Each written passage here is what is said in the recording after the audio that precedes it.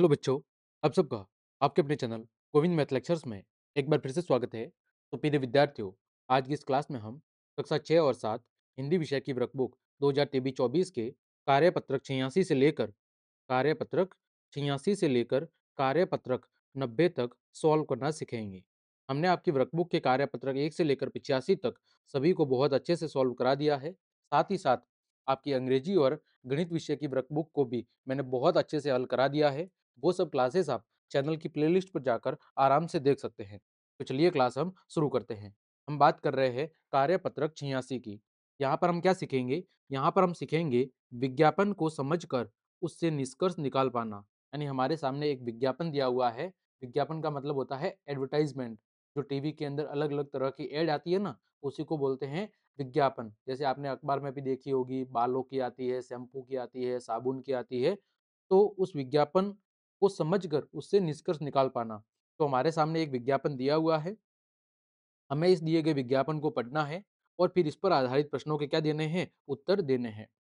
विज्ञापन देखो कब का है? तारीख 15/12/2023 का है। 3 सबसे बड़े इनाम। विज्ञापन का नाम क्या है? 3 सबसे बड़े इनाम। किससे संबंधित है? चित्रकला प्रतियोगिता से संबंधित है। इसमें कितने इनाम है? 3 इनाम है। प्रथम पुरस्कार 3000 रुपए, द्वितीय पुरस्कार 2000 और तृतीय पुरस्कार कितना है? 1500 रुपए। पहली से 5वीं कक्षा के विद्यार्थियों के लिए ये प्रतियोगिता है। कब हो रही है? 15 तारीख को सोमवार को सुबह 9 बजे से लेकर 12 बजे तक ये चित्रकला प्रतियोगिता होगी। स्थान कहाँ पर है? सवाई मानसिंह इंडोर स्टेडियम, जनपद जयपुर, राजस्थान। यहाँ पर ये प्रतियोगिता आयोजित होगी। ठीक है।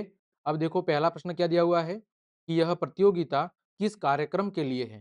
पहला प्रश्न क्या है कि यह प्रतियोगिता किस कार्यक्रम के लिए है? तो यह प्रतियोगिता चित्रकला प्रतियोगिता के लिए है। यह प्रतियोगिता किसके लिए है? चित्रकला कार्यक्रम के लिए है। तो ये हम लिख देंगे कि यह प्रतियोगिता यह प्रतियोगिता चित्रकला कार्यक्रम के लिए है। किसके लिए है? चित्रकला कार्यक्रम के लिए। यह प्रतियोगिता चित्रकला कार्यक्रम के लिए है। यह प्रतियोगिता चित्रकला कार्यक्रम के लिए है। दूसरा, यह कार्यक्रम किस स्थान पर आयोजित किया जा रहा है? कहाँ पर किया जा रहा है? हमने देखा था सवाई मानसिंह इंडोर स्टेडियम जयपुर में। तो यह कार्यक्रम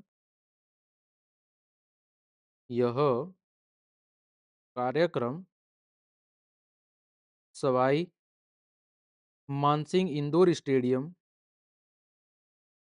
सवाई मानसिंह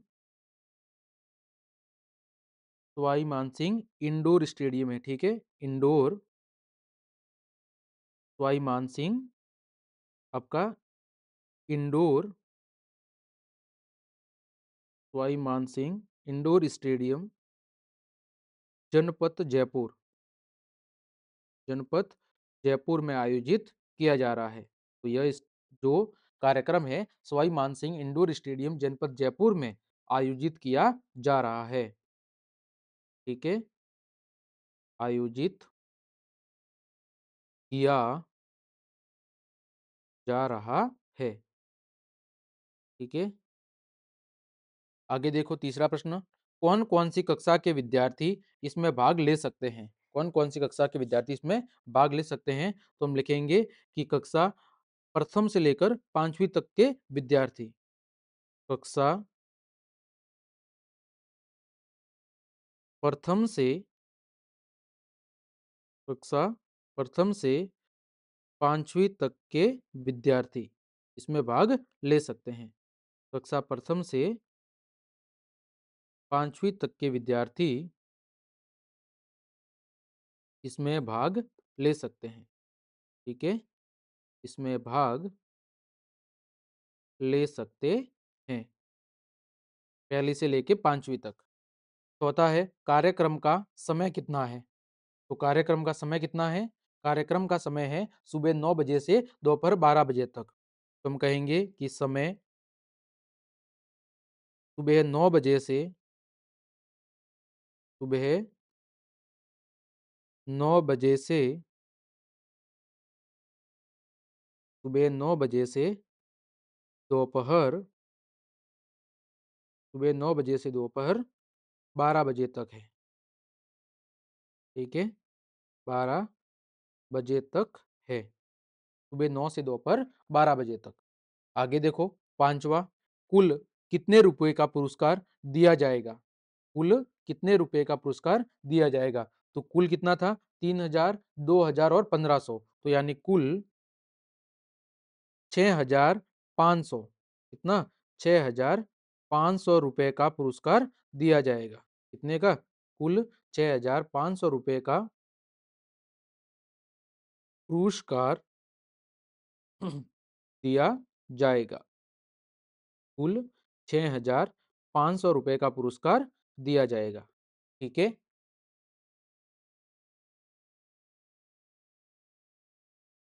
अगला प्रश्न है प्रश्न संख्या 6। आपके विद्यालय में कौन कौन सी प्रतियोगिताएं होती है? आपके विद्यालय के अंदर कौन कौन सी प्रतियोगिताएं होती है वो आपको लिख के बतानी है। तो हम लिखेंगे कि हमारे विद्यालय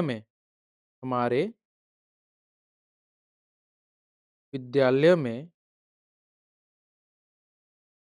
निबंध प्रतियोगिता,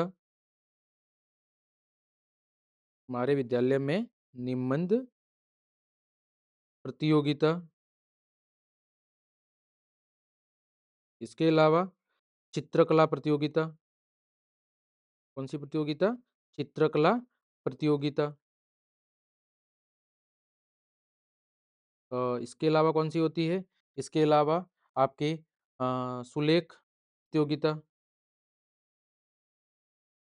सुलेख एवं खेलकूद प्रतियोगिता होती है। सुलेख एवं खेलकूद प्रतियोगिता होती है।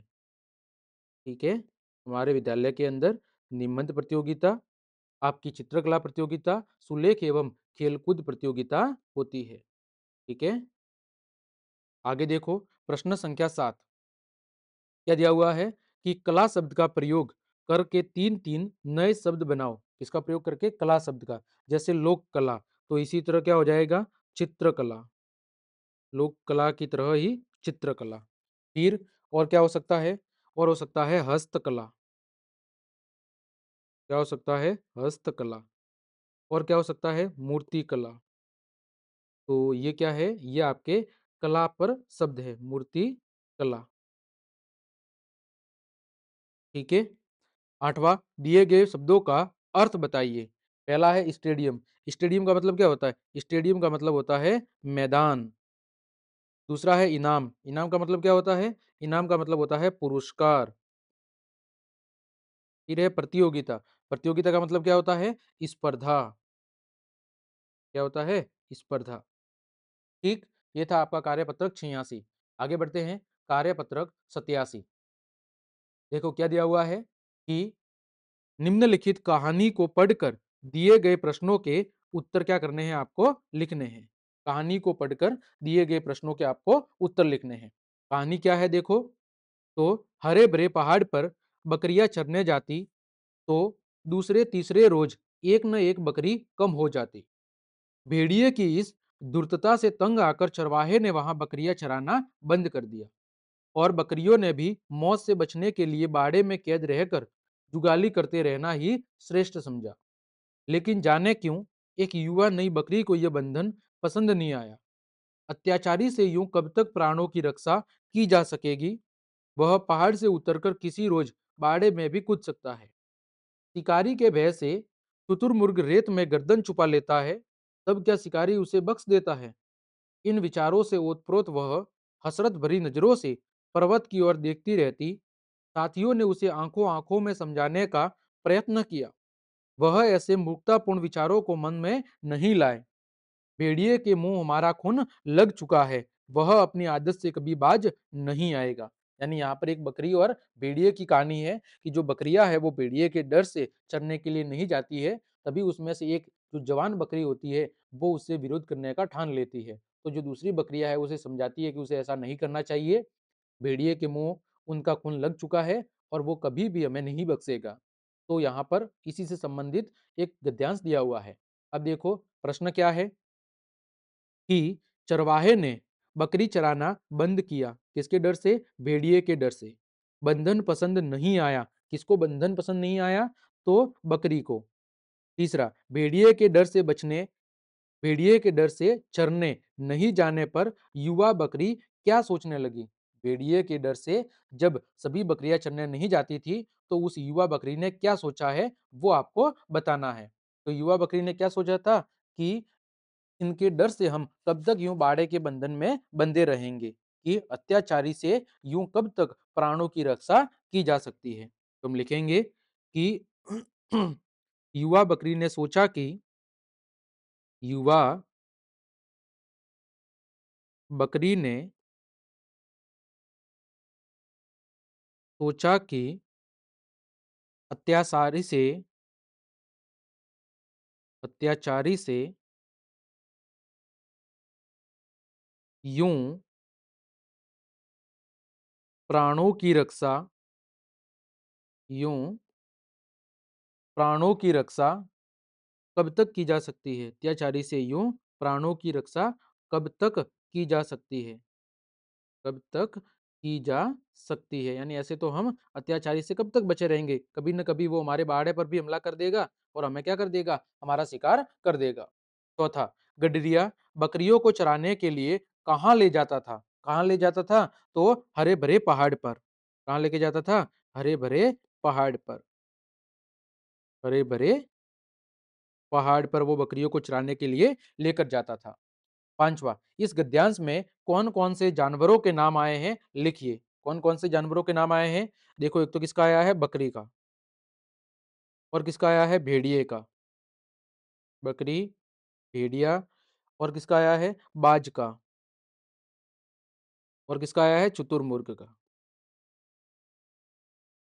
ठीक है, इन चार जानवरों के नाम इस गद्यांश के अंदर आए हैं। छठा, यदि आप बकरी के स्थान पर होते तो क्या करते? प्रश्न क्या है कि यदि आप बकरी के स्थान पर होते तो क्या करते? तो मैं कहता हूं कि लिखेंगे कि यदि मैं बकरी के स्थान पर होता, यदि मैं बकरी की जगह होता, बकरी की जगह पर होता तो होता तो सभी बकरियों को साथ में लेकर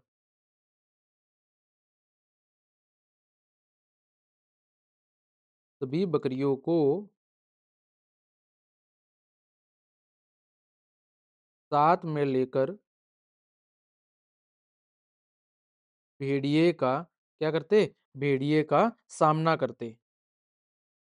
भेड़िए का सामना करते और उसे सबक सिखाते, ताकि वह दोबारा उन पर हमला न करता। और उसे क्या करते? और उसे सबक सिखाते और उसे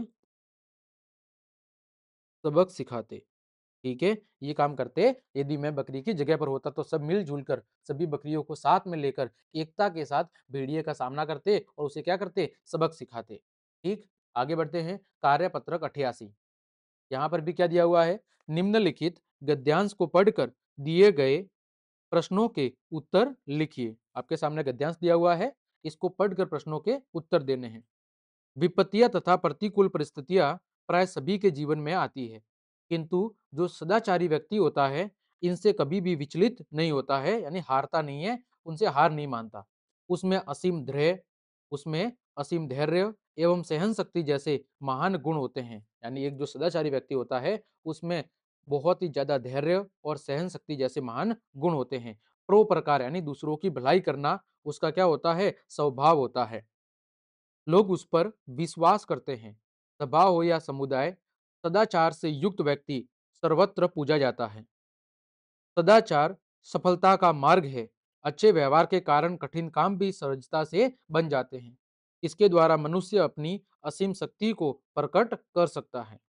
वह अपने महान कार्यों से महापुरुष कहलाता है। ऐसे ही महापुरुष हमारे आदर्श होते हैं। उनका सद्व्यवहार कैसा होता है? अनुकरणीय, यानी पालन करने योग्य। हमें परस्पर सद्व्यवहार यानी बहुत अच्छा व्यवहार करना चाहिए। ठीक है, तो यहाँ पर एक सदाचारी व्यक्ति के द्वारा जिस प्रकार का व्यवहार दर्शाया जाता है, उसके बारे में चर्चा की गई है। अब देखो, पहला प्रश्न क्या है कि सदाचारी व्यक्ति का स्वभाव होता है। सदाचारी व्यक्ति का स्वभाव होता है। कैसा स्वभाव होता है? तो उसका स्वभाव होता है परोपकार करना। कैसा करना? परोपकार करना, दूसरों की भलाई करना। दूसरा, मनुष्य अपनी असीम शक्ति को प्रकट कर सकता है। कैसे प्रकट कर सकता है? सदाचार से। तीसरा, सदाचारी व्यक्ति में कौन-कौन से गुण होते हैं? सदाचारी व्यक्ति के अंदर कौन-कौन से गुण होते हैं, वो आपको लिखने हैं। तो हम लिखेंगे कि एक सदाचारी व्यक्ति में एक सदाचारी व्यक्ति में सदाचारी व्यक्ति में असीम धैर्य, असीम धैर्य, ठीक है? सहन शक्ति, असीम धैर्य, फिर सहन शक्ति, फिर परोपकारी या परोपकार, परो परोपकार, इसके अलावा विश्वास पात्र, विश्वास पात्र एवं कर्मठ एवं कर्मठता, ठीक है? या आप कर्मठता नहीं लिखोगे तो भी चलेगा।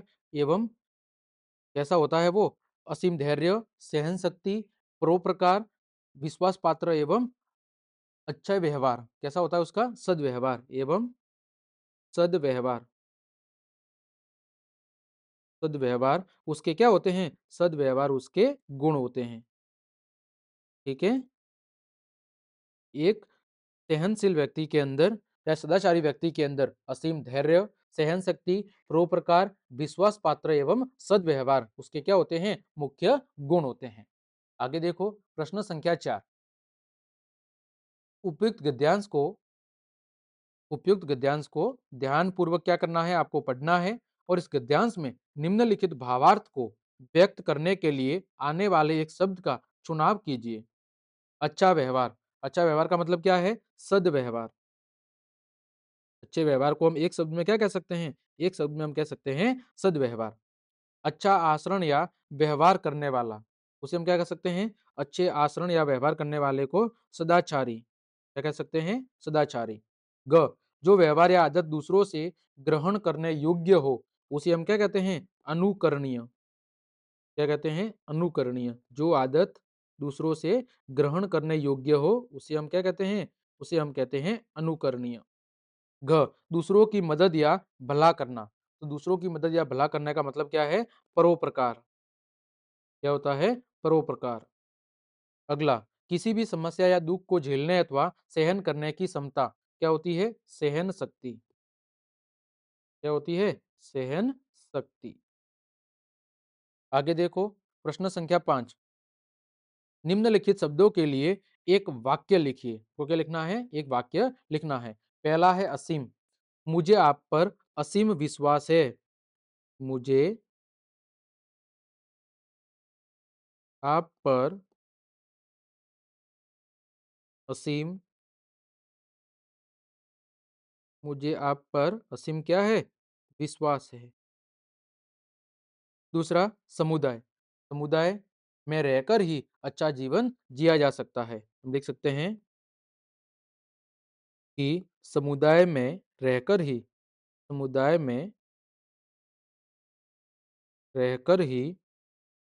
अच्छा जीवन जिया जा सकता है। समुदाय में रहकर ही अच्छा जीवन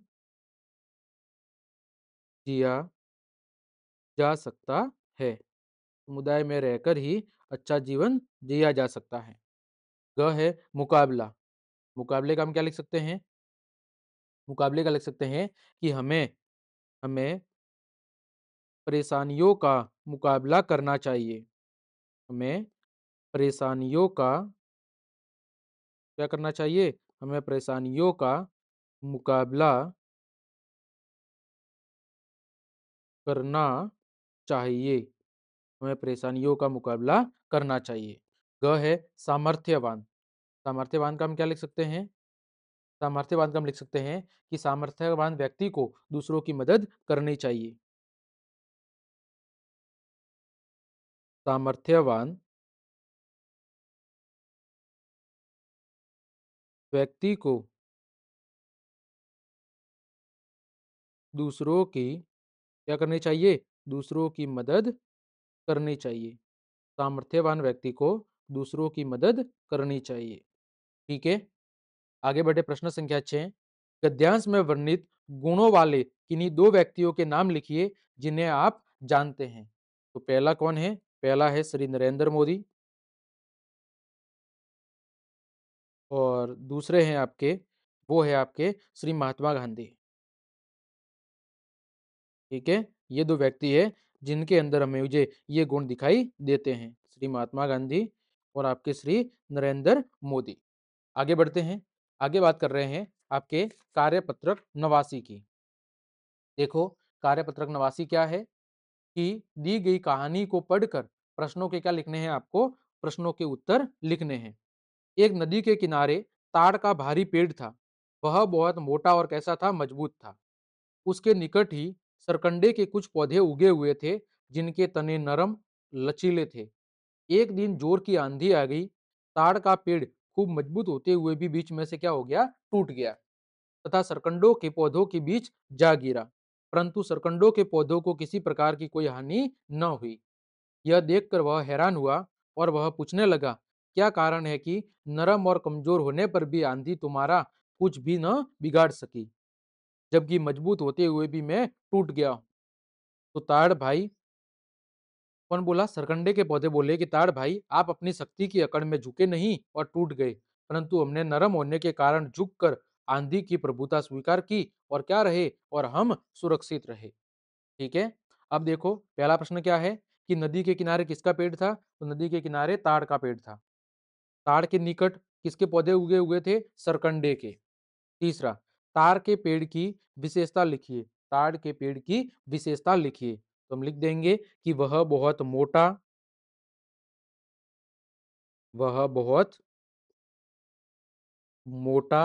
और कैसा होता है? वह बहुत मोटा और मजबूत होता है। वह बहुत मोटा और मजबूत पेड़ होता है। कैसा होता है? बहुत ही मोटा और मजबूत पेड़ होता है। ठीक है, चौथा, नरम और कमजोर होने पर भी आंधी सरकंडों का कुछ नहीं बिगाड़ पाई, क्यों? क्या कह रहा है कि नरम और कमजोर होने पर भी जो आंधी है वो सरकंडों का कुछ भी बिगाड़ नहीं पाई, ऐसा क्यों हुआ? तो ऐसा इसलिए हुआ कि सरकंडों के जो तने हैं वो कैसे होते हैं? नरम और लचीले होते हैं और आंधी आने के समय वे क्या हो जाते हैं? झुक जाते हैं और वापिस क्या हो जाते हैं? खड़े हो जाते हैं। इस वजह से वो आंधी के समय नहीं टूटे या उनका कुछ भी बिगाड़ नहीं पाई। तो हम लिखेंगे कि सरकंडों के तने सरकंडों के सरकंडों के तने नरम और लचीले नरम और लचीले होने के कारण आंधी के समय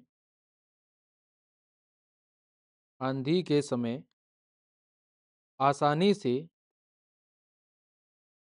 क्या हो गए? आसानी से झुक गए। आसानी से झुक गए। अतः आंधी सरकंडों का कुछ भी बिगाड़ नहीं पाई। अतः आंधी सरकंडों का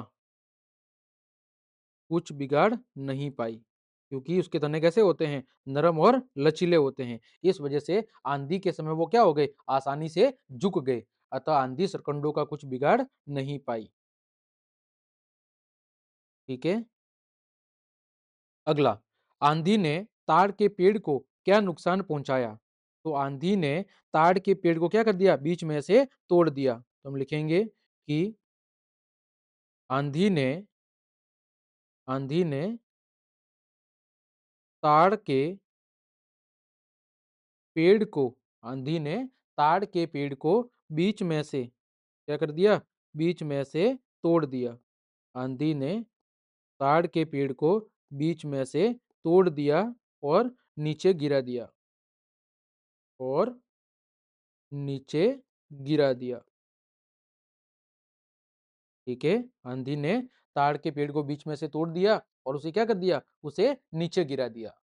आगे देखो, सरकंडे के पौधों की विशेषता बताएं। तो सरकंडे के पौधों की विशेषता क्या होती है कि सरकंडे का पौधे का जो तना होता है वो कैसा होता है, नरम और लचीला होता है। तो हम लिख देंगे कि सरकंडों या सरकंडों का तना कैसा होता है, नरम और काफी लचीला होता है। सरकंडों का तना काफी नरम और काफी कैसा होता है, लचीला होता है। नरम और काफी लचीला होता है। अतः आंधी के समय अतः आंधी के समय आसानी से क्या हो जाता है, आसानी से झुक जाता है। आंधी के समय आसानी से झुक जाता है। अगला, इस गद्यांश का सार अपने शब्दों में लिखिए। इस गद्यांश का सार अपने शब्दों में लिखना है। तो हम लिखेंगे कि हमें कभी भी घमंड नहीं करना चाहिए। हमें कभी भी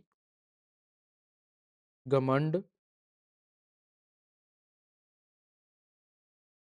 हमें कभी भी घमंड नहीं करना चाहिए तथा सदैव विनम्र बने रहना चाहिए।